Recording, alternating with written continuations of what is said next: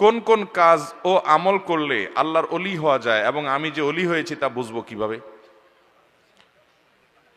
দেখুন, আল্লাহু ওয়ালিয়ুল্লাযীনা আমানু, যারা আল্লাহর প্রতি ঈমান আনছে, আল্লাহ বলছেন আল্লাহ তাদের ওলি, বন্ধু, অভিভাবক। ওলি শব্দের অনেক অর্থ আছে।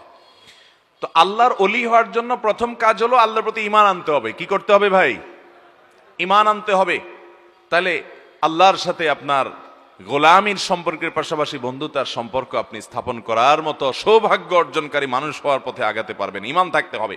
নাম্বার 2, যে কোনো হারাম কাজ থেকে বেঁচে থাকতে হবে। হারাম কাজ থেকে, যেই কোনো হারাম কাজ থেকে বেঁচে থাকবেন, আল্লাহর ফরজ কাজগুলো করে চলবেন, আল্লাহকে সন্তুষ্ট করার পথে আগাবেন। ইনশাআল্লাহ আপনি আল্লাহর ওলি হওয়ার পথে আগায় যেতে পারবেন। এখন কথা হলো আল্লাহর ওলি হয়েছেন কিনা বুঝবেন কিভাবে? ভাই, আপনি বোঝার উপায় হলো আপনি ঈমান আকীদা ঠিক রাখতে পারতেছেন কিনা, কবিরা গুনাহ ছাড়তে পারছেন কিনা, ফরজ কাজগুলো করতে পারছেন কিনা, আল্লাহর নির্দেশগুলো মানতে পারতেছেন কিনা। আলহামদুলিল্লাহ, আপনি মুত্তাকি হয়ে যাচ্ছেন, আপনি আল্লাহর নির্দেশগুলো মানতে পারছেন, হারাম থেকে বেঁচে থাকতে পারতেছেন।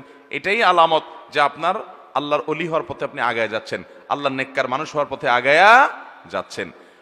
হয়তো প্রশ্নকর্তা মনে করছে যে ওলি হইলে তার হাতে কোনো অলৌকিক কিছু ঘটে যায়, এরপর তবে সে ওলি হয়েছে এটা প্রমাণ হয়, মানুষ সুবহানাল্লাহ বলে। এরকম কিছু না।